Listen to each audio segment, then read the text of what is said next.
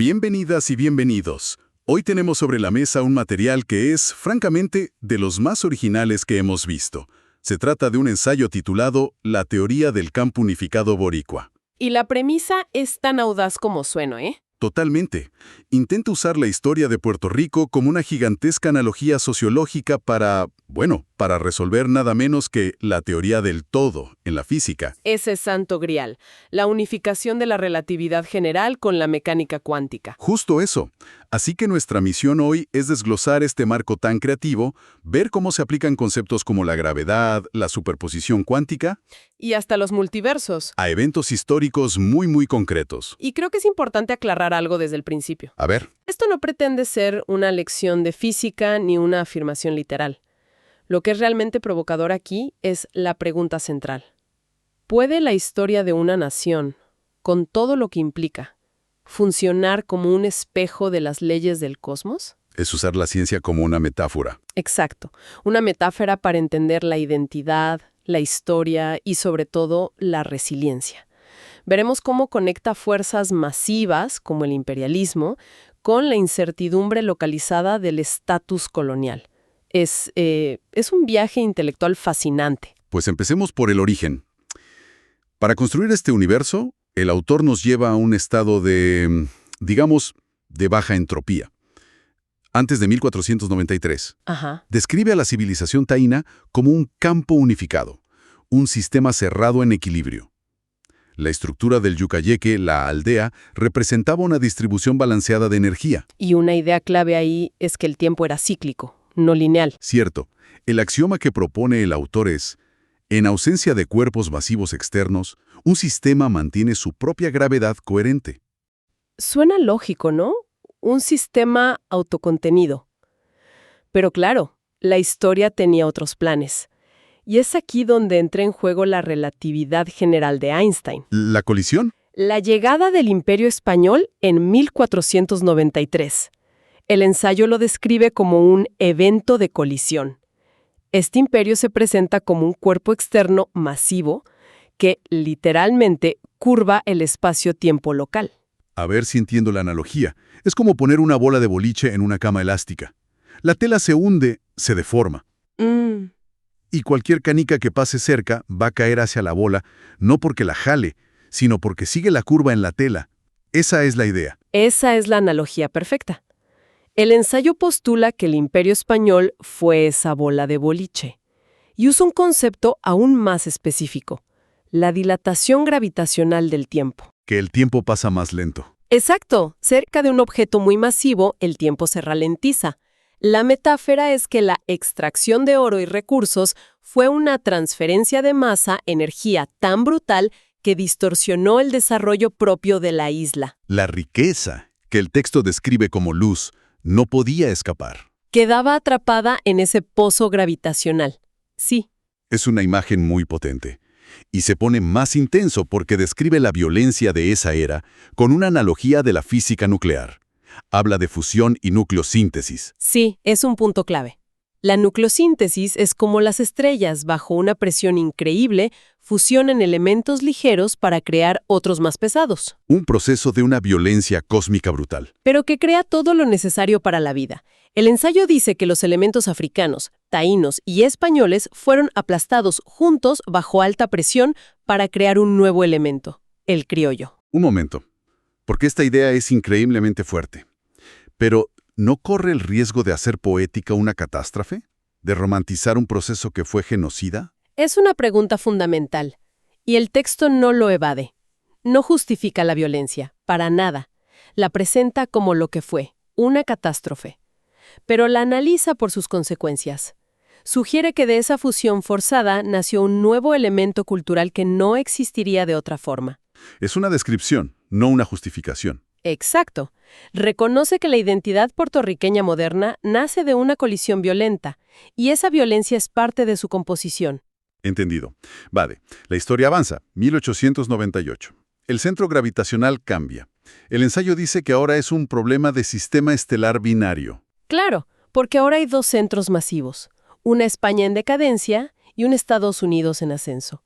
Puerto Rico queda atrapado entre los dos. Y entra en lo que llama una órbita altamente elíptica. ¿Justo? A veces la órbita lo acerca a Estados Unidos, como con la ciudadanía en 1917, y a veces lo aleja, como con los casos insulares. Que lo declaran extranjero en un sentido doméstico. Esa misma frase. Me gusta la imagen orbital porque captura esa inestabilidad. Pero un sistema de dos estrellas sigue siendo física clásica, ¿no? Es predecible aunque sea complejo. Y la situación actual no parece nada predecible. Para nada. Es ambigua, es extraña. El estatus de Estado libre asociado es otra cosa. ¿Cómo le explica la teoría? Bueno, ahí es donde el ensayo hace su movimiento más brillante. Abandona la física de lo grande y predecible y se sumerge en el mundo subatómico. ¿En la mecánica cuántica? Exacto. Argumenta que el establecimiento del Estado libre asociado en 1952 crea una superposición cuántica macroscópica. Ok, superposición cuántica. La idea de que una partícula existe en todos sus estados posibles a la vez hasta que la mides, ¿cierto? Como una moneda girando en el aire. Esa es la idea, y el ensayo la aplica directamente al estatus político. Puerto Rico existe en una superposición de soberanía. Es doméstico para viajes y ciudadanía. Sí, pero extranjero para impuestos federales y representación. Es un estado y no es un estado. Es una colonia y no lo es. Existen todos estos estados a la vez. ¿Y qué es lo que observa a Puerto Rico para que la moneda caiga de un lado? El Congreso o la Corte Suprema de Estados Unidos. Ellos son el instrumento de medición. Cuando emiten un fallo o una ley, fuerzan a esa partícula a colapsar en una realidad concreta. Pero en cuanto dejas de observar, vuelve a su estado de ambigüedad fundamental. de superposición, ¿sí? Es una analogía increíblemente precisa. Y justo cuando pensaba que no podía ir más lejos, el autor lo conecta con el entrelazamiento cuántico.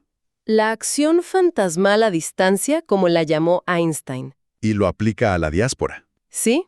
En física, dos partículas pueden quedar unidas para siempre.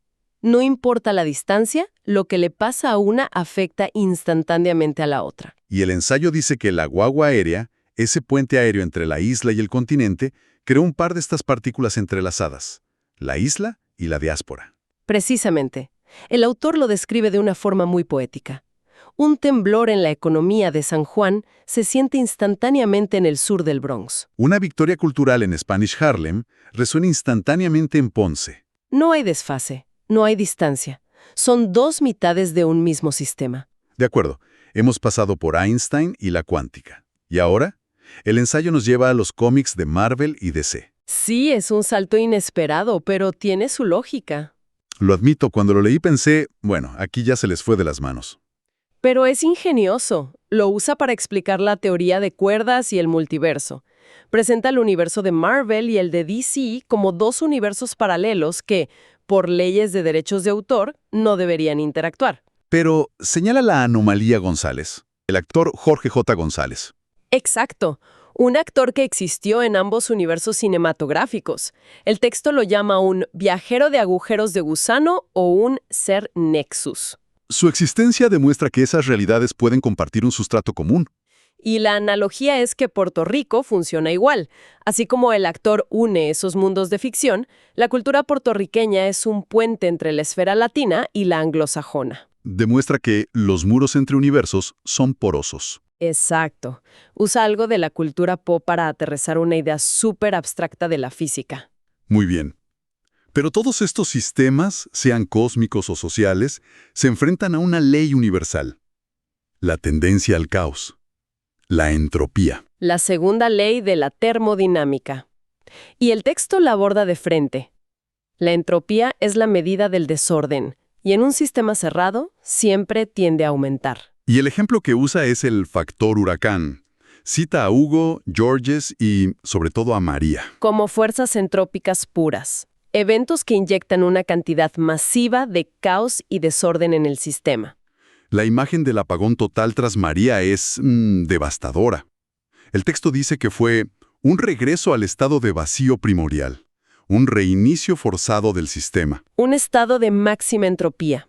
Entonces, ¿no hay nada que se oponga a esa caída hacia el desorden? Aquí es donde el ensayo introduce su concepto final. Y para mí, es el más poderoso. Propone que sí hay una fuerza que se opone a la entropía, no una ley de la física, sino un concepto cultural. La brega. La brega. El texto la define ese acto de luchar, de resolver, de arreglárselas, como una forma de entropía negativa localizada. Entropía negativa. O sea, la creación de orden a partir del caos. Exactamente. Es la energía humana, la resiliencia, la inteligencia colectiva invertida para construir orden donde solo hay desorden. Es la fuerza que mantiene la cohesión del sistema. Es la razón por la que, después del apagón, alguien saca una extensión para compartir su generador. Es crear una bolsa de orden en medio de un universo que tiende al caos. Es la fuerza cosmológica de la comunidad. Entonces, si juntamos todas las piezas, la relatividad, la cuántica, la termodinámica, ¿cómo resuelve todo esto la teoría del todo? ¿Cuál es la gran conclusión? Que la solución no es binaria. No hay que elegir. La luz es partícula u onda. Marvel lo dice. El ensayo dice que la respuesta es el sincretismo. Como la propia identidad puertorriqueña. No es una cosa o la otra. Es una fusión inseparable. Justo eso. El universo, argumenta el ensayo, no es o relatividad o mecánica cuántica. Es ambas cosas a la vez, funcionando en diferentes escalas. Y ahí llega la metáfora definitiva. El universo es un estado libre asociado. Vaya. Es extranjero en un sentido doméstico.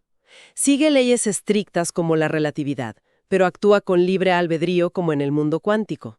Es caótico por la entropía, pero se mantiene unido por la gravedad. La coexistencia de opuestos no es una paradoja que haya que resolver, sino la naturaleza fundamental de la realidad.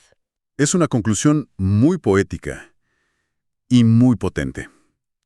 Este análisis nos deja con una pregunta importante, creo. ¿Qué otros sistemas complejos de nuestra vida, de nuestro trabajo o de la sociedad podríamos llegar a entender mejor si nos atreviéramos a mirarlos a través de un lente completamente inesperado, como la historia de un pueblo o el viaje de una cultura? Bienvenidas y bienvenidos.